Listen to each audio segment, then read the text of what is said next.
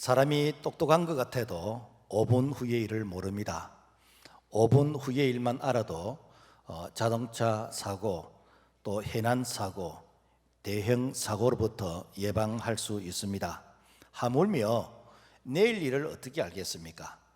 그래서 성경은 야고보서 4장 14절에 내일 일을 너희가 알지 못하는도다. 너희의 생명이 무엇이냐? 너희는 잠깐 보이다가 없어지는 안개니라. 내일 일을 모르는데 어찌 1년을 알겠으며 어떻게 내 인생을 내가 알겠습니까? 우리 교회가 1년 행사 계획을 이렇게 세워놨습니다만은 사실 우한 코로나 때문에 이 정상적인 교회 행사 스케줄대로 되지 않고 있습니다. 누가 우한 코로나가 올 줄 알았겠습니까? 이것이 사람이 세우는 계획의 한계입니다. 사람이 똑똑한 것 같아도 이 독감, 바이러스 하나 치료하는 약이 없습니다. 매년 찾아오는 이 독감, 사실 우리가 정상을 완화시키는 것이지 치료제가 없어요. 지금 우한 코로나 바이러스도 현대의학이 그렇게 참 똑똑한 사람들이 이렇게 의과대학을 가서 이 박사 학위를 받고 해도 지금 치료 백신을 개발하지 못해서 바로 전 세계를 향해서 이 전염이 확대되고 있는 것입니다. 사람들은 비교를 통해서 내가 남들보다 조금 더 가졌다, 조금 더 안다라는 것 때문에 마치 내가 다 아는 것처럼 이렇게 교만할 때가 참 많이 있습니다. 그렇지만은 우리를 창조하신 전능하신 하나님이 우리를 보실 때는 하나님의 손바닥 위에 있는 것이요. 그래서 시편 30편 15절 보니까 나의 앞날이 주의 손에 있사오니, 역대상 29장 12절 보니까 부와 기가 주께로 말미암고 주의 손에 있나이다. 그래서 뛰어봐야 하나님의 손바닥 위에 우리가 지금 있습니다. 이번 우한 코로나 바이러스를 통해서 그동안에 인간이 얼마나 교만했는지, 과학 만능주의, 물질 만능주의, 그야말로 참 하나님 없이도 살 수 있다고 교만했던 자들이 이렇게 바이러스 하나 때문에 전 세계가 몸살을 앓고 있는 이런 현실 가운데서 오늘 우리는 하나님 앞에 겸손하는 그런 기회가 되어야 될 줄로 믿습니다. 자, 그렇다면은 크고 작은 이 사건과 사고, 어떤 고난, 그 이유를 아는 사람이 있을까? 사실은 그 이유를 잘 몰라요. 우리가 이제 생각하는 것은 죄 때문에 그렇다라고 생각합니다. 물론 죄로 인한 심판이 많이 있습니다. 그러나 죄가 없어도 의인에게도 고난이 있습니다. 이 욥기 1장 8절 보니까 여호와께서 사탄에게 이르시되 내 종 욥을 주의하여 보았느냐? 그와 같이 온전하고 정직하여 하나님을 경외하며 악에서 떠난 자는 세상에 없느니라. 당시 세상에 욥만큼 정직하고 의로운 자가 없다고 하나님이 인정하시는 이런 욥에게도 이해할 수 없는 그런 고난이 왔다는 것입니다. 사실 어찌 보면은 악한 자가 더 행동한 것을 바라볼 때에 참 우리는 이해할 수 없는, 그래서 어떤 분노가 일어날 때가 들어 있습니다. 자, 그래서 우리 인간은 알지 못하지만은 하나님은 다 알고 계신다는 거예요. 그래서 요한계시록 1장 8절 보니까 주 하나님이 이르시되 나는 알파와 오메가라, 이제도 있고 전에도 있었고 장차 올 자요 전능자시라. 우리가 이게 비행기를 타고 김해공항에서 비행기를 타고 쭉 이렇게 올라가다 보면은 김해 평야, 김해시 이 장류를 지나가는 그 루트를 이렇게 보게 됩니다. 그래서 비행기 창가에 앉아서 이렇게 쭉 내리다 보면은 야, 김해시가 다 보여요. 장류는 그 한 부분으로 다 보입니다. 자동차가 아주 깨미 새끼만큼 가물가물하게 이렇게 지나다니는 걸 보게 됩니다. 하물며 우리 하나님께서 이렇게 하늘에서 이 땅을 바라볼 때 이 지구는 손바닥 위에 있는데, 그래서 하나님은 시작과 끝을 다 보고 계시는 거예요. 우리는 출발해서 끝이 안 보일 정도로 멀다고 생각되는데 하나님은 다 위에서 보시면 다 보이는 거예요. 심지어 우리의 생각, 말, 행동까지도 알고 계신다. 시편 139편 2절 보니까 주께서 내가 앉고 일어섬을 아시고 멀리서도 나의 생각을 밝게 하시오며 여호와여 내 혀의 말을 알지 못하는 것이 하나도 없으시니이다. 그러니까 하나님은 우리의 마음, 생각, 말하는 거, 행동하는 거 하나님께서 다 보고 계시고 다 듣고 계시고, 하나님에게는 모르시는 것이 없어요. 심지어는 참새 한 마리가 한 아사리온에 팔리는 그 가게까지도 다 알고 계시고, 뿐만 아니라 우리의 머리털까지 하나님은 다 세신 바 되셨다라는 거예요. 중요한 것은 하나님은 아시지만 우리는 모른다는 것입니다. 우리는 추측만 할 뿐이고, 우리는 이럴 것이다 라고 이렇게 짐작만 할 뿐이지 우리는 모르는 것입니다. 자, 그렇다면 하나님은 다 알고 계시는 일을 우리는 모르기 때문에, 그러면 우리는 어떻게 되는가? 그분 하나님께 도움을 구하는 것, 이것이 지혜라는 것이죠. 그래서 오늘 우리가 읽었던 이 욥기서는, 욥기서 전체 주제가 뭔가 하면은 모르겠다는 겁니다. 왜 의인이 고난을 당하는지, 그리고 사람이 왜 고난을 당하는지 모르겠다는 겁니다. 그럼 모르면은 우리가 손을 놓고 있어야 되는가? 모르지만은 욥은 어떻게 이 문제를 극복했는가? 바로 하나님 앞에 이 가까이 나가는 그런 지혜를 통해서 욥이 이 문제를 극복했는데, 그렇다면은 오늘 우리도 이 욥이라는 이 인물을 통해서 우리 앞에 있는 크고 작은 이 고난과 시련을 극복할 수 있는 그런 믿음, 지혜가 우리에게 임하기를 주의 이름으로 부탁을 드립니다. 자, 첫 번째로 욥이 당한 고난을 한번 보자는 거예요. 첫째, 물질을 잃었어요. 당대 욥은 엄청난 부자였습니다. 양이 7,000마리, 7,000마리. 그리고 낙타가 3,000마리, 또 소가 500결이, 또 암나귀가 500마리. 그러니까 그야말로 양이 7,000, 낙타가 3,000, 이런 많은 가축을 돌보는 또 종들은 얼마나 많이 되겠습니까? 그죠?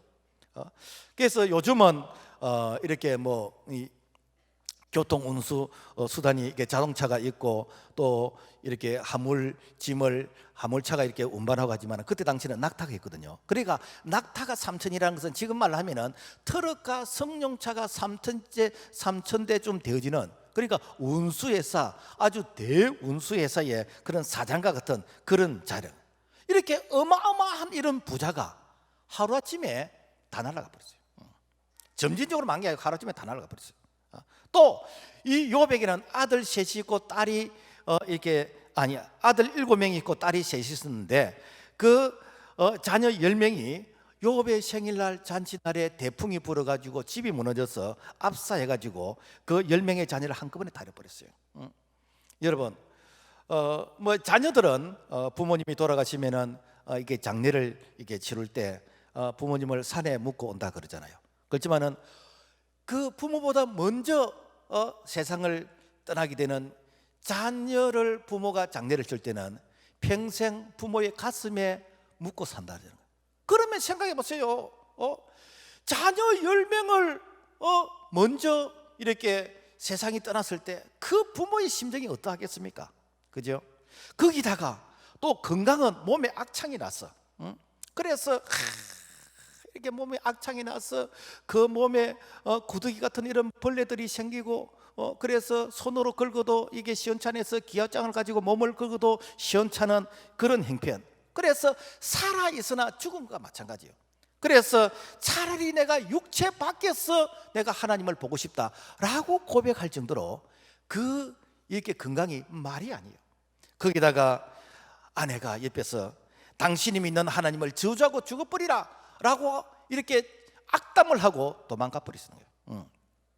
친구들은 어떻게 합니까? 욥기 8장 7절 보니까 너 시작은 미약하으나 너 나중은 심히 창대하리라. 우리가 이 말씀이 시작은 미약하지만 나중은 창대하리, 이 말씀이 그 말씀 자체만 탁 놓고 보면 참 좋은 말씀이에요. 그래서 보통 가정에서나 사업장에 액자에 딱 넣어가지고 이렇게 참 그 말씀을 어떤 교훈을 삼으려고 하는 그런 부분이 있는데, 그런데 문맥상으로 보면 이 말은 이 축복을 저주로 한 것이에요. 그러니까 우리가 가끔 내 돈 떼먹고 도망가는 사람 뭐라고 합니까? 잘 먹고 잘 살아라 그러잖아요. 그러니까 잘 먹고 잘 살아, 그 말만 딱 놓고 보면은 이게 축복의 말입니다. 그런데 실제 잘 먹고 잘 살아라 말을 할 때는 잘 먹고 잘 사는지 두고 보자, 절대 잘 먹고 잘 살지 않을 것이다 라는 저주가 섞인 그 말인 것입니다.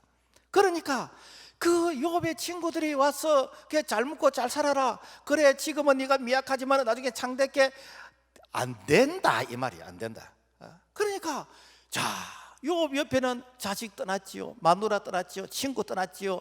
거기다가 이게 몸에 악창이 났지요. 그야말로 무인도에 혼자 있는 것 같은 바로 이런 신세가 바로 욥의 신세입니다. 여러분, 이런 고난이 우리에게는, 우리 생에는 절대로 없기를 바랍니다만은, 이와 유사한 이런 고난이 우리에게 있다면은 우리가 어떻게 하겠습니까? 아마 사람들마다 다양하겠지만은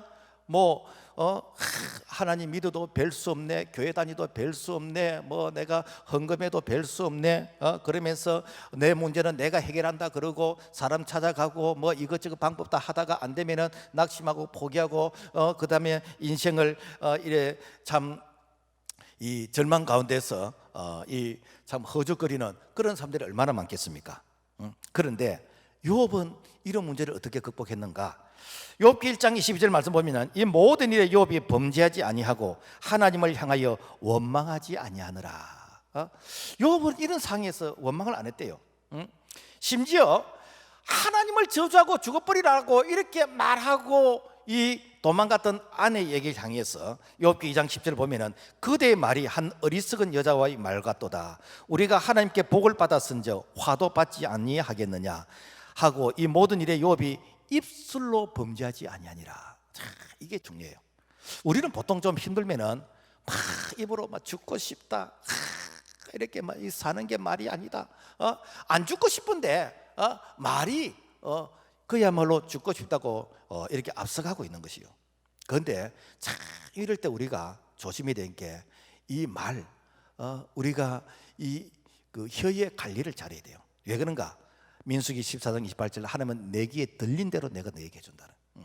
그래서 힘들어도 살겠다, 물에 빠지면 잉어를 잡겠다, 엎어지면 돈 죽겠다. 그래서 우리가 힘들어도 우리가 저주의 말을 하면 안 돼. 저주의 말 하면은 그 말이 덫이 되는 것이고 그 말이 씨가 되는 것입니다. 그래서 욥은 이렇게 어려운 가운데서도 입술로서 범죄하지 않았다는 거예요. 여러분, 우리가 이렇게 참 어렵고 힘들 때 내 주변이 동서남북으로 딱 막혔다고 생각될 때, 그래서 앞을 가지도 못하고 돌아서지도 못하고 좌우로도 이렇게 다 막혔다고 생각될 때, 이럴 때 어떻게 되겠습니까? 이럴 때 이 다윗은 시편 120편 1절에 보니까 내가 산을 향하여 눈을 들리라 나의 도움이 어디서 올까? 나의 도움은 천지를 지신 여호와에게로다.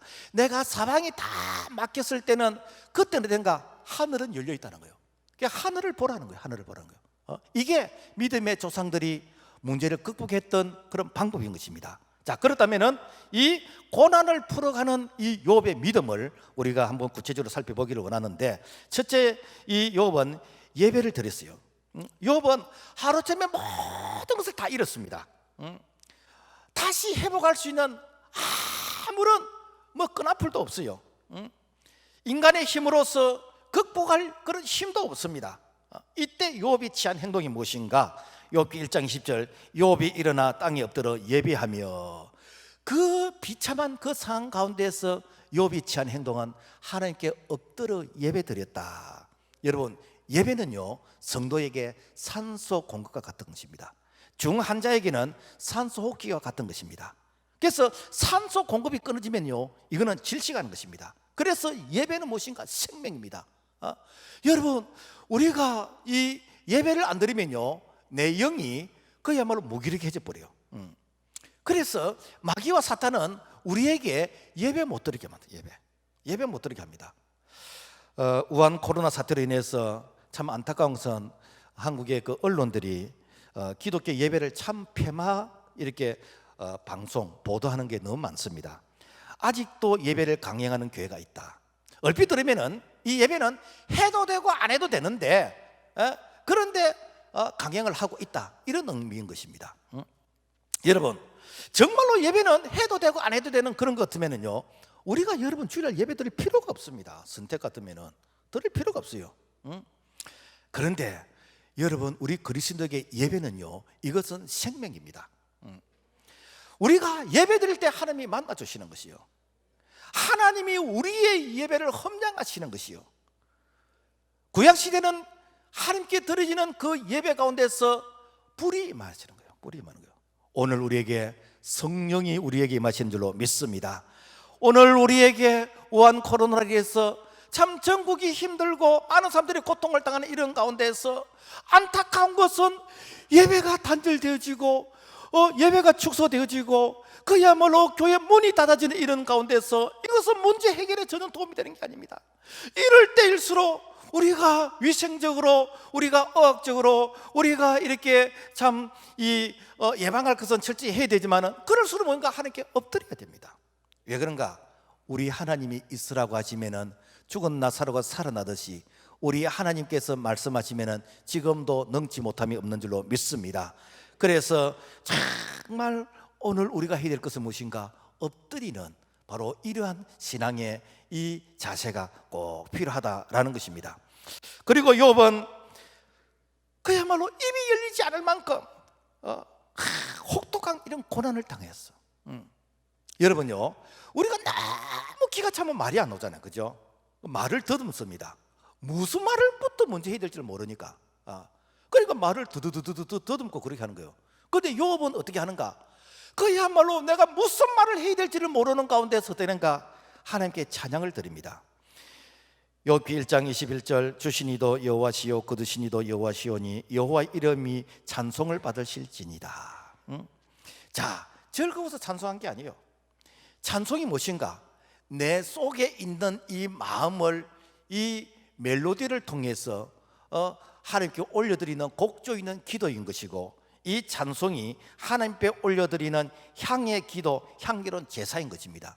그래서 우리가 보통 이렇게 기도하러 왔는데, 그런데 내가 뭘 어떻게 기도해야 될지 것인지 내가 이성적으로 이 문장화된 이런 어떤 기도가 생각이 안 날 때가 있습니다. 그럴 때는 어떻게 합니까? 그 찬송이 생각나. 찬송이. 저도 그래요. 저도 이렇게 기도하러 올라왔다가 내가 뭘 기도를 어떻게 해야 될지 잘 이렇게 모르겠는데, 그런데 하나님 내게 찬송이 생각나게 했어요. 전부 여지없어서 손 들고 옵니다. 이 찬송만 몇 시간 동안 계속 하는 거예요. 그런데 전에도 불렀던 찬송인데 오늘따라 그 찬송이 왜 그렇게 은혜가 되어지는지, 또 내가 기도하러 기도원에 가고 기도하기 위해서 내가 작정하는데 이렇게 뭐 다른 기도 제목은 생각이 안 나고 그냥 기도하러 갔는데 그냥 찬송만 하다 오는 거예요. 주님의 뜻을 이루소서, 찬송만 하다 오는 것이에요. 이 찬송이 무엇인가? 하나님 앞에 올려드리는 내 이 마음을 이 찬양을 통해서 고백하는 이 기도인 것입니다. 그래서 여러분요, 우리가 정말 내가 뭘 기도해야 될지도 모르겠고 내가 이렇게 어떤 그 문장으로서 내가 표현할지 모를 때 여러분 그냥 찬송하세요. 설거지 하면서 찬송하고 차 타고 가면서 이렇게 찬송하고 그냥 찬양하세요. 이 바울과 실라는 복음 전하다가 빌보 감옥에 갇혔습니다. 여러분, 바울과 실라가 뭘 죄를 지은 거 아니에요. 지금 말하면은 주의 일 하다가 이렇게 감옥에 갇혔잖아요. 그래서 감옥에 갇혀서 원망할 수도 있습니다. 주님, 내가 뭘 잘못했는데 내가 감옥에 갇혔습니까? 원망할 수도 있습니다. 그런데 바울과 실라가 밤에 하나님을 향해서 찬미하는 거예요. 그랬더니 손목에 쇠사슬이, 발목에 쇠사슬이 풀어지게 되는 것이고 옥문이 열려지게 되는 것이요. 여러분, 찬송은 영적 무기입니다. 찬양은 영적 전쟁에 승리하는 것입니다. 이스라엘 백성들이 전쟁하러 갈 때 앞에 군악대를 세웠어.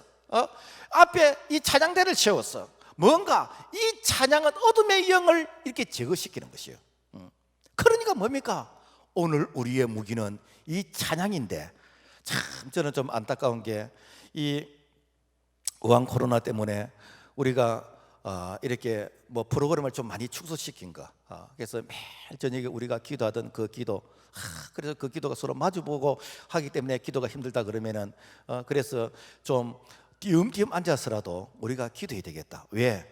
여러분, 기도하면은 성령이 역사하신 줄로 믿습니다. 여러분, 다윗이 너무너무 힘들 때에 내가 쫓겨서 그래서 이제는 더 이상 참 숨을 곳이 없을 그때에 이 시편 119편 164절 보니까 내가 하루에 3번 기도하고 7번 찬송하리다. 기도는 3번 하는데 찬송은 7번 한대요. 이거는 숫자 7이라보다는 내가 쫓겨 다니면서 찬송하시는 거예요. 응? 내가 이렇게 숨어 웅크리고 있을 때도 내가 찬송하는 거예요. 내가 누웠을 때 찬송하는 거예요. 왜? 이것이 바로 기도를, 이 찬송을 통해서 고백하는 것입니다. 그래서 어렵고 힘들 때일수록 우리가 방콕에 박혀 있을 것이 아니라 정말 내가 하나님 앞에서 이게 예배자로 엎드리고 내가 하나님 앞에서 기도의 줄을 잡고 내가 찬송의 능력을 의지하게 되어지면은 오늘 우리 앞에 있는 태산 같은 이런 장애물이 있다 할지라도 하나님께서 능히 이기게 하실 줄로 믿습니다. 뿐만 아니라 기도하는 자세가 달라. 응? 20절에 보니까 요압이 일어나 겉옷을 찢고 머리털을 밀고 땅에 엎드려 예배하며, 여기서 겉옷을 찢고, 이거는 뭔가 하면은 하나님 앞에서 회개하는데 옷을 찢는다는 것은 내가 마음을 찢는 그런 상징적인 그런 표현인 것이요. 그러니까 보통 우리는 뭐 회개 기도하라 그러면은 좀 반성하자는 거, 그 뉘우치는 거. 그런데 정말 하나님 앞에서 간절한 기도는 무엇인가? 그야말로 가슴을 찢는 이런 기도. 이게 뭔가 하나님께 간절한 그런 회개 기도거든요. 그래서 뭐 기도하라 그러니까 뭐 지미삼 하는 그런 기도가 아니라 하나님 앞에서 정말 힘쓰고 애쓰면서, 우리 예수님께서 땀이 핏방울 되던 그런 겟세마네 그런 기도처럼 힘쓰고 애쓰면서 하는 그 기도가 무엇인가? 그 기도는 내 기도가 내 귀에 들리는 거예요. 그러니까 보통 우리가 이제 기도하면은 뭐 입에 넣어가지고 오물오물오물오물 이렇게 하잖아요, 그죠? 사실은 그렇게 기도해도 됩니다. 그런데 보통 그렇게 기도하면요 잡념이 많이 들고 집중이 안 됩니다. 그래서 제일 좋은 기도는 자기 기도가 자기에게 들리는 게 제일 좋아요. 우리가 여러 치즈 이제 기도할 때는 조금 뭐 이렇게 정확하게 기도하다 보면은 좀 민망할 때가 있습니다. 그럴 때는 혀를 조금 꼬부려 가지고 기도하고, 그렇지 않고 내가 혼자 와서 한두 명, 몇 명이서 와서 기도할 때는 여러분 부르짖으면서 좀 기도하세요. 이게 뭔가 내 심정을 토하는 그 옷을 찢는 그런 간절한 그런 기도예요. 뿐만이 아니라 머리털을 밀고 기도했다. 머리털. 그러니까 그야말로 삭발했다는 거예요. 삭발. 보통 우리가 이 머리는 무엇입니까? 영광의 상징이잖아요.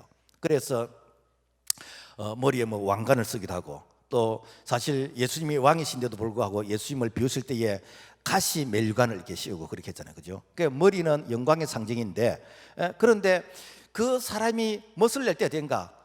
이렇게 머리를 이렇게 멋을 내잖아요. 여자들은 머리에 훅가시를 넣어가지고 이렇게 부풀리기도 하고, 여하튼 이렇게 머리에 이렇게 멋을 내는데, 그런데 이 머리를 밀어버리는 거예요. 이거는 무엇인가? 이거는 내가 부와 명예와 이런 것을 다 내려놓고 내가 하나님 앞에 겸손하게 엎드리는 그런 의지적인 결단을 얘기하는 거예요. 우리가 작년에 경남 나쁜 학생 인권조례 반대 집회를 하고 할 때 그 단상에서 목사님들하고 뭐 여성도들이 이렇게 삭발을 하고, 또 서울에서도 이렇게 강화문에 보니까 이렇게 목사님들 또 이렇게 여성도들이 이렇게 삭발하는 것을 이렇게 보게 되어졌는데, 여러분 이 삭발하는 게 그게 쉬운 것입니까? 내가 의지적인 그런 결단이에요, 결단. 그러니까 하나님 앞에 기도할 때에 정말 그런 의지적인 그런 결단을 가지고 기도하는 이것이 뭔가? 이게 간절한 기도예요, 간절한 기도. 그러니까 요압이 생각해 보세요. 그 모든 것을 다 잃은 그런 가운데서 뭐 세워라 내워라 하면서 그렇게 기도할 수 있는 그런 행편이 되겠습니까? 그야말로 뭐 사생결단하고 기도하는 그런 모습이 아니겠습니까? 저는 미국이라는 나라가 참 이렇게 부럽고 참 그 대통령이 참 존경스러운 것은, 미국은 나라가 어렵고 힘들면은 대통령이 어떻게 하는가? 예배 드리지 말라고 하는 게 아니라 국민들에게 담화문을 발표해서 전 국민에게 기도해달라고, 지금 말하면 중보기도 부탁을 하는 거예요. 아폴로 13호를 발사해가지고 이 아폴로 13호가 이 달나라에 이 우주인들이 착륙을 해야 되는데 이 그 기계 고장으로 인해 가지고 그 아폴로 13호가 이 우주에 이제 미아가 되어버리는, 그러니까 돌아오지 못하고 그냥 뺑뺑뺑 돌다가 이제 사라지게 되는 그런 위기에 처해지게 되었어요. 이때에 대통령이 전 국민에게 이렇게 담화문을 이렇게 호소하면서 미국 시민들이여, 지금 아폴로 13호를 위해서 기도해 주십시오. 대통령이 기도를 못하는. 그래서 정말 기적적으로 이렇게 북두 칠성을 향해서 뭐 이게 그 오너라 해가지고 그 대서양에 이렇게 그 내려가지고 그래 제일 먼저 이게 목사님이 들어가서 참 이렇게 감사 기도를 먼저 드렸다라는 그런 내용을 제가 이렇게 본 적이 있습니다. 여러분 얼마나 위대합니까? 기도해달라고 하는 거예요. 이 트럼프 대통령 개인적으로 보면은 언어도 좀 거칠고 여러 가지 다듬어지지 않는 부분이 있습니다만은 이분이 참 이렇게 그 기도 받는 걸 그렇게 좋아한대요. 그래서 목사님께 엎드려 기도받고 어린아이 같은 그런 모습으로 기도를 받대요. 이 우한 코로나를 이게 문제도 이렇게 그 펜스 이게 부통령이 강요들하고 다 모여서 먼저 하나님께 기도하면서 하나님 이 문제를 이렇게 해결할 수 있도록 도와달라고. 여러분 얼마나 참 이렇게 참 이게 부럽고 참 존경스럽습니까? 이렇게 하나님의 도움을 구하는 이런 나라, 미국이 지금 역대 50년 이렇게 그 최근의 역사 가운데서 최고의 호황을 누리고 실업률 최저를 기록하면서 이 트럼프 대통령이 다시 위대한 미국이라는 그 슬로건의 그 공약이 지금 현재 이루어지고 있다는 거 아닙니까? 여러분, 저는 이런 그 내용들을 접할 때에 지금 이제 사이로 이제 총선이 얼마 남지 않았는데 교회 다니면서 표기 위해서 예수 믿는 척 이렇게 신앙생활 하는 것처럼 이렇게 참 위선자적인 그런 거 하지 말고 정말 우리 교회에서 정말 우리 교회 왕의 자녀 학교 학생들이 앞으로 10년 후에 20년 후에 정말 이렇게 이 훌륭한 정치인들이 나와서 그래서 대통령도 나와가지고 어렵고 힘들 때일수록 여러분이요 당신들이 믿는 하나님께 기도해 주십시오. 그래서 기독교만 말하기가 좀 곤란하면은 여러분들이 이렇게 믿는 신에게 기도해달라, 기독교인들이 하나님께 기도해달라 라고 부탁하면서, 그러면서 여러분 전능하신 하나님, 참 이렇게 이 생명의 하나님, 그분의 하나님께서 우리를 도와주시는 이런 은혜를 참 이렇게 부르질 수 있는 그런 지도자가 오늘 우리 교회 다음 세대들을 통해서 일어나기를 주님의 이름으로 축복합니다. 이렇게 좀 일어나야 돼요. 그래서 하지 말라는 게 이게 최선이 아니에요. 우리가 지킬 것은 지켜야 되지만은 기도해달라, 정말 이렇게 하나님 앞에서 엎드리고 부르짖고 기도하는, 제 개인적인 생각 같아서는 이렇게 목사님들 모아놓고 기도를 하고 싶어요. 기도를 이렇게 우한 코로나가 없어지게 해달라고 이렇게 고사 지내고 기우제 지내는 것처럼 그런 짓 하지 말고 정말 이럴 때 깨어있는 목사님들이 모여서 이 나라를 위해서 정말 이 문제를 이렇게 조기에 수습되어 줄 수 있도록 기도하게 되어지면은 우리 하나님께서는 지금 성령의 치료의 강선을 통해서 이 바이러스를 소멸하게 하시는 그런 은혜가 임하게 될 줄로 믿습니다. 뿐만 아니라 이 고난을 풀어가는 이 믿음은 부활의 신앙을 가지게 되는 거예요. 욥이 너무너무 힘들 때에 사실은 숨만 붙어 있을 뿐이지 그야말로 사람 사는 게 말이 아닙니다. 이때에 욥이 뭐라고 고백하는가 하니까, 내가 알기에는 나의 대속자가 살아계시니 내 가죽이 벗김을 당한 뒤에도 내가 육체 밖에서 하나님을 보리라. 무엇인가? 나는 죽어도 내 영혼이 하나님을 찬양하겠다는 거예요. 그러니까 뭔가 육신은 죽어도 내 영혼은 죽지 않는다는 것입니다. 그리고 내 영혼은 여전히 하나님을 찬양하겠다는 것입니다. 이게 무엇입니까? 바로 부활의 신앙 아닙니까? 기독교 2000년의 역사 가운데서 참 이렇게 10대 대박해도 있었고 많은 시련과 이렇게 고난이 있었습니다만은, 그런 시련과 고난이 있음에도 불구하고 오늘날 이렇게 복음이 우리에게까지 전해지게 된 이 과정은 바로 부활의 신앙 때문에 이것이 가능했다는 거 아닙니까? 여러분, 아브라함이 믿음의 조상이 되었던 비결이 무엇입니까? 하나님께서 독자 이삭, 눈에 넣어도 아프지 않을 그 백세에서 난 아들 그 독자 이삭을 모리아산에 번제로 드리러 갈 때에, 여러분 어느 부모가 자기 자식을 번제의 제물로 드리겠습니까? 부모의 손으로 자식을 죽여서 불에 태워서 드릴 부모가 어디에 있습니까? 그런데 이 아브라함은 아침에 일찍이 일어나서 나귀의 안장을 지우고 번제 쓸 나무를 쪼개서 사흘길 되는 길로 가는 것입니다. 아들이 물어봅니다. 아버지, 이게 번제 쓸 나무도 준비되었고 불도 준비됐는데 어린 양은 어디에 있습니까? 아버지의 말이 여기까지 옵니다. 니를 제물로 지금 데리고 가고 있다라고 이 말을 못해서 여호와께서 준비하실 것이다. 그리고는 그 번제 제단에 그 이삭을 결박해서 눕혀놓고 이제는 내리치면은 죽는데 마지막 내리치기 1초의 그 순간까지 아브라함이 순종합니다. 그때 하나님께서 아브라함아 아브라함아 네 사랑하는 아들 독자 이삭에게 손을 대지 말라라고 했을 때, 그러면은 아브라함이 이 더위를 마셔서 그래서 조금 이렇게 이성의 판단력이 흐려서 그래서 이 아들을 이렇게 모리아산에 번제를 드리려고 했을까? 아닙니다.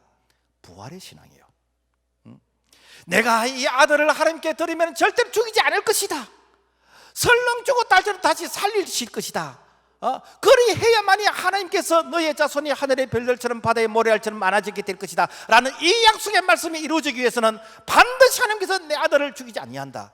요 믿음이 무엇인가? 이게 부활의 신앙 아닙니까? 다니엘이 사자굴 속에서 살아남은 것도 뭐 다니엘이 의지가 강해서 뭐 다니엘이 이렇게 용기가 있었어 그래서 들어간, 아닙니다. 다니엘도 부활의 신앙입니다. 다니엘 12장 2절 말씀 보면은 땅의 티끌 가운데서 자는 자 중에서 많은 사람이 깨어나 영생을 받는다. 땅의 티끌 가운데서 이렇게 살아나서 이 영생을 얻는다. 그래서 이 다니엘은 내가 사자굴 속에 들어가도 풀무불 속에 들어가도 나는 절대로 안 죽는다는 거예요. 절대로 안 죽나요? 죽어도 다시 산다는 것입니다. 그러니까 되는가? 믿음대로 된 것이요. 여러분 다윗도 봐보세요. 다윗 보면 원수의 목전에서 참 이렇게 쫓기면서 그럼에도 불구하고 포기하지 않았던 것은 내 영혼이 썩지 아니할 이 부활을 믿었기 때문에, 시편 16편 10절에 이 부활의 신앙을 믿었기 때문에 다윗이 엄청난 역경 시련 가운데서도 끝까지 인내하면서 승리할 수 있었던 거 아닙니까? 여러분 부활이 없는 십자가는 아무 의미가 없습니다. 다음 주에 우리가 고난주일입니다만은 여러분 기독교의 고난 그 자체만은 아무런 없습니다. 부활이 있기 때문에 고난이 의미 있는 거 아닙니까? 오늘 우리의 신앙이 정말 어려운 고난이 있고 참 뭐 여러 가지 생활고의 힘든 분이 많이 안 있겠습니까? 그렇지만은 이것이 끝이 아니고 우리에게는 부활이 있다는 것을 꼭 믿으시고 이 부활의 신앙, 이 부활의 믿음을 통해서 오늘 우리의 삶의 영역에서 부활이 일어나는 그런 놀라운 은혜가 일어나기를 주님의 이름으로 축복합니다. 뿐만 아니라 이 고난을 풀어가는 이 믿음은 하나님의 섭리를 인정했다는 거 아닙니까? 10절 보니까 내가 가는 그 길을 그가 아시나니 그가 나를 단련하신 후에는 내가 순금같이 되어 나오리라. 욥은 자기가 왜 어려움을 당할지 자기도 몰라. 이해할 수 없어. 그렇지만은 분명히 하나님의 뜻이 있을 것이야. 우리가 어떤 어려움을 당하면은 두 가지로 이렇게 점쳐볼 수 있습니다. 하나는 내가 죄를 지어서 죄에 대한 하나님의 심판. 그래서 내가 죄를 지었다. 성령 하나님께서 내 마음속에 어떤 죄를 기억나게 해주고 죄를 지지게 해주시면 우리가 바로 해결이 됩니다. 그래서 그 자리에서 무릎을 꿇고 내가 빨리 해결하고 돌아와야 됩니다. 그런데 내가 생각해도 내가 믿음으로 살려고 애를 썼어. 내가 정말 이렇게 신앙생활 잘하게 하려고 내가 애를 썼는데도 불구하고 내게 돌아오는 것은 환난이고 시련이고 고난이고 고통인 것입니다. 여러분 이럴 때는 우리가 어떻게 되는가? 이럴 때는 우리가 믿음으로 인내해야 됩니다. 왜? 하나님의 섭리가 있기 때문에.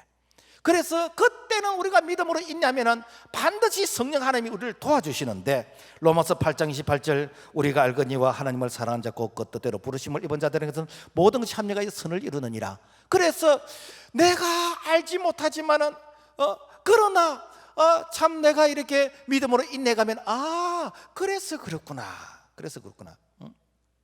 어떤 선교사님이 아프리카에 선교사로 이렇게 가기로 작정을 이렇게 하고, 그래서 그 아프리카의 어떤 문화 또 뭐 이렇게 언어를 배우면서 준비를 하는데 교통사고를 당했어요. 그러니까 많은 사람들이 하나님의 뜻이 아니다, 아프리카 같은 데는 건강한 사람도 가서 살아남기 힘드는데 교통사고를 당하다니 하나님 뜻이 아니다. 그런데 이 교통사고를 나가서 다리 하나를 이렇게 절단하게 되지는, 그래서 다리를 이제 의족을 이제 끼우게 되는 이제 그런 입장입니다. 그래서 뭐 부모 형제도 말리고 주변 사람들도 말리고 다 말리는데 자기는 하나님의 뜻이 있을 것이다 라고 하면서 아프리카로 갔어. 그래 아프리카에 가서 복음을 전했는데 그 동네가 식인종이에요. 식인종. 그 식인종을 딱 보니까 보니까 새로운 이렇게 메뉴가 왔어. 그래서 달려들어서 오늘은 오른쪽 다리, 내일은 왼쪽 다리 하면서 그래서 오른쪽 다리를 하나를 딱 잘라가서 이걸 가지고 구워도 먹어보고 삶아도 먹어보고 하는데 이게 질기고 맛이 없어. 냄새는 왜 그렇게 많이 나는지. 우리 앞으로 절대로 저 고기는 먹지 말자. 이렇게 해서 살아남았다는 얘기합니까? 여러분, 우리가 이렇게 주의를 하려고 그러고 내가 선한 일을 하려고 하는데 알지 못하는 이 고난을 당할 수가 있습니다. 이때는 여러분, 입으로 우리가 범죄하지 말고 우리가 믿음으로 인내하면 반드시 하나님께서 합력의 선이 되게 하시오.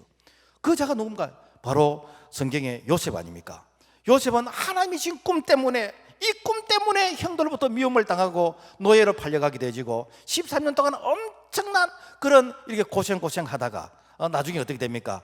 국무총리가 되어지고, 그 국무총리가 되는 그 자체가 이렇게 중요한 게 아니라 나중에 그 흉년이 들었을 때 자기 형제들 부모를 다 모시고 와서 고센 땅에서, 그래서 약 한 400년 동안 그 생육이 중단하게 되어지는 이런 그 축복을 요셉이 알았겠습니까? 몰랐지. 하나님이 보실 때는 다 계획 속에 있는 것이요.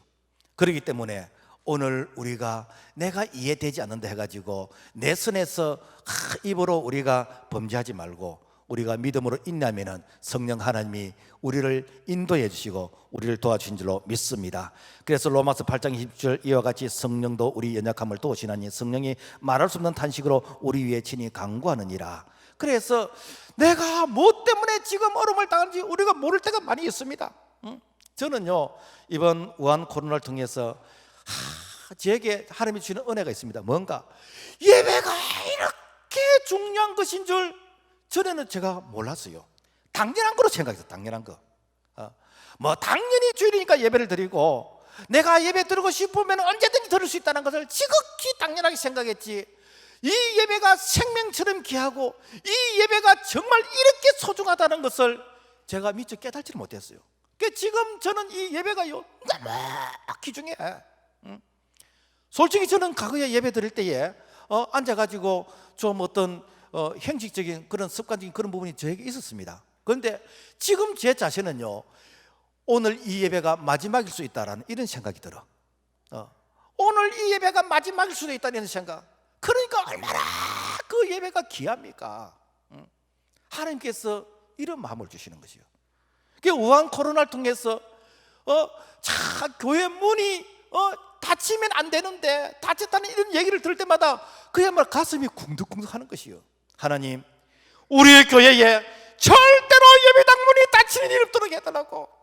하나님, 우리의 믿음이 부끄럽지 않게 해주시고 우리가 하나님께 부르짖는 이 기도가 하나님, 저 때는 우리가 하나님인데 지금은 제 기도가 생명의 하나님. 하나님은 생명의 하나님이요, 살아계신 하나님이시요. 우리의 이 믿음이 부끄럽지 않도록 하나님 은혜를 베풀어 달라고. 왜? 예배가 중단되면 안 되기 때문에. 예배가 얼마나 소중합니까? 그렇기 때문에 우리가 참 알지 못한 이런 고난을 당했을 때, 이럴 때는 우리가 믿음으로 인내하게 되면 반드시 우리 하나님께서 합력해서 선이 되게 하실 줄로 믿습니다. 그렇다면 고난이 주는 유익이 무엇인가? 여러분, 고난 좋아할 사람 아무도 없습니다. 이 결론부터 말씀드리면은 욥은 고난을 통해서 이 참 잘 인내했더니 갑줄로 회복을 시켜주셔서 곱하기 이루어주셔서 욥기 42장 10절 여호와께서 욥의 공경을 돌이키시고 여호와께서 욥에게 이전 모든 소유보다 갑줄로 주신지라. 저는 이 말씀을 읽을 때에 하나님은 갑줄 안 받아도 좋으니까 이런 고난 주지 마세요. 저는 이 생각이 들어요. 하나님, 곱하기 2로 뭐 양이 7천, 하나님 내 7천 곱하기 이게 14,000마리 안 받아도 좋으니까 이런 고난 없게 해주세요. 나는 이루고 싶어. 그런데 이 왜 하나님께서 욥에게 이런 고난을 통해서 다시 회복시켜 주는가? 그 이유는 어떤 고난이라도 해결될 수 있다는 거예요. 어떤 시련과 고난과 어려움이 딸지라도 이 문제를 가지고 하나님 앞에 놓으면 하나님은 반드시 해결할 수 있다. 여러분, 우리가 욥의 10분의 1 정도 되는 고난 당해봤습니까? 아니, 100분의 1 정도 당해봤습니까? 그죠? 그런데 우리가 고난 해도요, 우리가 예수님 빼고 욥만큼 많이 고난 당한 사람이 어디 있겠습니까? 아니, 곱하기로 안 주신다 할지라도 내 자신이 여러분 이렇게 죽지 않기를 원합니다. 내 아내가 저주고 도망가지 않기를 원합니다. 우리가 이런 마음 안 들겠습니까? 그런데 왜 이런 엄청난 고난 가운데서 하나님께서 갑줄로 이렇게 주셨습니까? 그거는 뭔가 하면은 어떤 고난이라 할지라도 그 문제를 가지고 하나님 앞에 엎드리게 되지면은 반드시 하나님은 해결해 주시는 좋으신 하나님인 줄로 믿습니다. 그래서 고난이 주신 유익이 뭔가? 하나님과 가까워지는 것입니다. 어떤 교회 집사님 그 간증의 내용을 읽었는데 이분이 잘나다가 망했어요. 그래서 어떤 분이 이렇게 질문을 합니다. 집사님, 부잣집 아들로 태어나가지고 고생 안 하고 내가 성공하는 걸 원하겠습니까? 아니면은 가난한 집안의 아들로 태어나서 고생 하다가 성공하는 것을 원하겠습니까? 여러분은 어떻게 하고 싶습니까? 뭐 이근희 아들로 태어나가지고 그래 뭐 저 보지도 안 했어. 지하가 눈도 안 맞춥니다. 어쨌든 고생 모르고 성공한 사람, 고생을 하다가 참 이렇게 성공한 사람, 그 차이가 무엇인가? 그러니까 자기는 가난한 집에 태어나가지고 고생을 하다가 성공하는 것을 자기는 선택하고 싶다는 거예요. 왜 그런가? 이 고생이 주는, 고난이 주는 유익이 있더라는 거예요. 그게 무엇인가? 내가 겸손해지더라는 것이요, 내가 하나님을 찾게 되더라는 것이요. 내가 고난을 몰랐다면은, 내가 고생을 몰랐더라면은 그야말로 나는 교만해졌어. 결국에는 우리가 하나님이 겸손한 자에게 은혜를 베주고 이 교만한 자를 대적하신다 그래요. 결국 그러니까 교만이 오면 나중에 반드시 하나님께서 망하게 하시거든요. 그래서 내가 어렵고 힘들다는 그 이유 때문에 하나님과 가까워지는 그런 기회가 되시는 거예요. 여러분, 욥을 봐보세요. 욥이 과거에도 하나님을 향해서 예배하고 하나님을 향해서 믿음으로 살려고 애를 썼습니다마는 이 욥이 엄청난 그런 고난을 당하면서 부활의 신앙이 안 생겼습니까? 내 죽어도 괜찮다. 나 죽어도 나는 육체 밖에서 하나님을 볼 것이다. 이런 이 부활의 신앙, 이런 믿음이 언제 만들어졌겠습니까? 바로 욥이 고난을 통해서 만들어진 거 아닙니까? 그러므로 말미암아 오늘 우리에게 참 이렇게 이 시련과 이 고난이 있지만은 이 고난이 주는 교훈이 있습니다. 고난의 스승이 우리에게 주는 교훈이 있습니다. 무엇인가? 늘 겸손하게 만드는 것이요. 제가 이렇게 말씀을 묵상하면서 이 하나님께서 그때 따라 제게 주시는 이런 이 말씀의 어떤 포인트가 좀 다른데, 요즘 하나님께서 제게 이런 말씀을 주시요. 네 복 받고 싶느냐? 예, 복 받고 싶지요. 그러면은 내가 성경에 기록해놨다. 뭘 기록해놨는데요? 겸손하면 된다. 하나님이 겸손한 자에게 은혜를 주시고 교만한 자를 대적한다. 겸손하면 하나님께서 부어주시네. 겸손하면 하나님께서 그야말로 우리를 들어서 쓰시네. 여러분, 우리가 평소에 알던 말씀 아닙니까? 그 말씀 누가 모릅니까? 그러나 그 말씀이 하나님의 음성으로 들려질 때에 이게 뭡니까? 하나님이 주시는 은혜 아닙니까? 그래서 우리가 겸손하면요, 하나님이 은혜를 주시오, 축복해 주시오. 하나님께서 우리를 품에 안고 가시오. 그러나 교만하면 된가? 하나님이 대적하시는 거예요. 그래서 정말 고난은 우리를 겸손하게 만들고 고난은 우리를 하나님을 찾게 만드는 바로 그런 교훈의 스승인 것을 기억하고 고난이 주는 유익을 우리가 다 가슴에 이렇게 품을 수 있기를 주의 이름으로 부탁을 드립니다. 그 다음에 무엇인가? 믿음이 정금처럼 된다. 지금 이제 개역 성경에는 이렇게 순금처럼 된다. 뭐 정금이나 순금이나 같은 말인데 이 순금이 만들어지는 이 과정을 보니까 원석, 이 돌 속에 이 금이 뭐 이렇게 깨알처럼 조금씩 이게 그 박혀 있어. 그러면은 그 돌을 아주 잘게 이게 부숩니다. 이렇게 돌을 부숴 가지고 1500도 되는 그런 용광로 속에 집어넣는 거예요. 그러면 어떻게 되는가? 이 금은 이게 흘러 나오게 되는 거죠. 그러니까 이걸 몇 번 마치 이게 그러듯이 다시 끄집어내서 다시 집어넣어서 이게 금을 이렇게 가려내고 다시 이렇게 넣어서 이게 금을 가려내고 이것을 아주 수십 번 반복하게 되면은 순도 90.99%의 그런 순금, 정금이 만들어진다는 거 아닙니까? 여러분, 오늘 우리 신앙에 이 불순물이 많이 들어가 있어. 이 불순물을 어떻게 드러냅니까? 이게 뭡니까? 바로 고난을 통해서 하나님 앞에 부르짖고 하나님 앞에서 우리가 이렇게 겸손해지고 그래서 하나님의 말씀대로 살려고 애를 쓰는 이런 과정 속에서 우리 속에 있는 불순물이 빠지는 거 아닙니까? 그러면서 우리의 믿음이 이렇게 순금이 되어지는, 정금이 되어지는. 그래서 성경에는 너희의 믿음대로 될지라고 했는데, 우리의 믿음이 그야말로 순금 99.99%의 이 불순물 있는 그 믿음, 내 마음속에 생각만 해도 하나님께서 들어주시는 그런 온전한 믿음의 사람이 되기를 주님의 이름으로 축복합니다. 뿐만 아니라 이 고난이 주는 유익은요, 하나님의 뜻이 이루어지는 것입니다. 우리가 고난의 이유를 다 알지 못하지만 하나님은 아시는 것이요, 그러면 하나님은 되는가? 자기의 스케줄, 자기의 계획을 진행해 가시는 것입니다. 여러분, 아까도 요셉을 설명했습니다마는 요셉이 고난을 당하면서 앞으로 내가 국무총리가 될 것이라고 생각이나 했겠습니까? 앞으로 나 때문에 우리 부모 형제가 다 이렇게 고센 땅에 와서 먹고 살고, 나를 통해서 우리 민족이 이렇게 생육이 중다해가지고 그래서 400년 만에 200만 명이라는 이런 대민족이 될 것이다 생각이나 했겠습니까? 그렇지만은 이 요셉이 참 알지 못하는 고난이지만은 내가 묵묵하게 참 이렇게 형제들은 나를 버렸지만은 하나님은 나와 함께 하신다는 그 믿음을 통해서 끝까지 믿음으로 순종했더니 하나님께서 요셉을 국무총리에 세우시고, 그리고 자기 형제를 그 이 7년 흉년일 때에 구원해 주시는 그런 모습으로 쓰임을 받게 된 거 아닙니까? 여러분, 다니엘도 마찬가지입니다. 다니엘도 자기가 고난을 당하지 않았더라면, 여러분, 이방 왕이 어떻게 다니엘이라 하나님을 향해서 이렇게 참 인정하고 이렇게 순종했겠습니까? 다니엘이 그 고난 가운데서도 참 끝까지 믿음으로 내가 인내했더니 하나님께서 총리를 세워준데 정권이 세 분이나 바뀐데도 불구하고 다니엘은 총리로서 자리를 지킬 수 있었다는 거 아닙니까? 뿐만 아니라 여러분, 바울도 마찬가지입니다. 바울은 그야말로 매일매일 나는 죽는다 그랬어요. 그러니까 매일매일 죽으니까 되는가? 매일매일 부활의 그런 능력을 경험하는 것이요.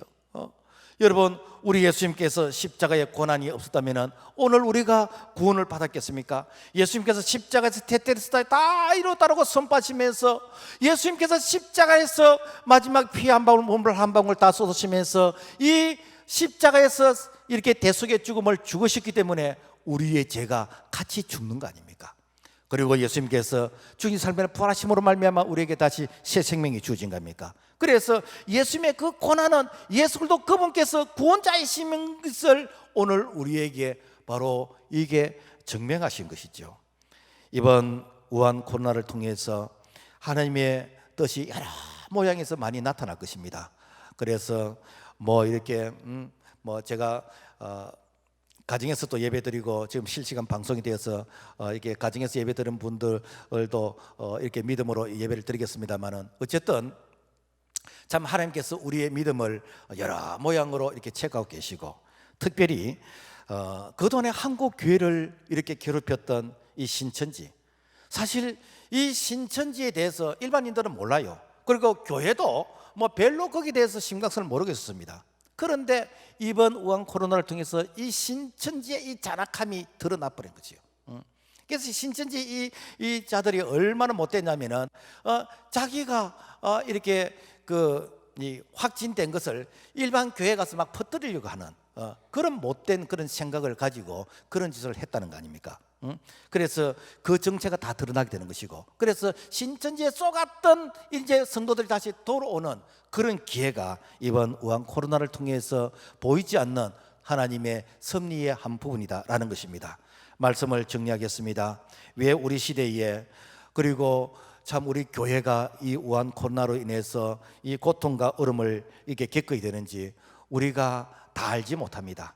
그래서 다 알지 못하기 때문에 우리가 할 수 있는 건 무엇인가? 오늘 요업처럼 우리가 하나님 앞에서 입술로 범죄하지 않고, 우리가 요업처럼 끝까지 하나님 앞에서 엎드리면서, 우리가 옷을 찢지 않고 마음을 우리가 찢으면서 우리가 하나님 앞에서 정말 경건의 모습으로 엎드리게 되어지면은 우리 하나님이 정말 우리의 이 믿음을 보시고 하나님께서 믿음대로 되게 하시는 그런 위로가 우리 성도들의 모든 가정들마다 한국교회에 임하기를 주님의 이름으로 축복합니다. 하나님 아버지 감사합니다. 하나님, 우리가 아는 것 같고 우리가 뭐 이렇게 능력이 있는 것 같지만은 참 이 바이러스 하나에 꼼짝 못하는 이런 연약한 모습을 보면서 다시 한번 하나님 앞에 겸손하게 엎드릴 수 있는 이런 우리에게 귀한 교훈을 주심을 감사를 드립니다.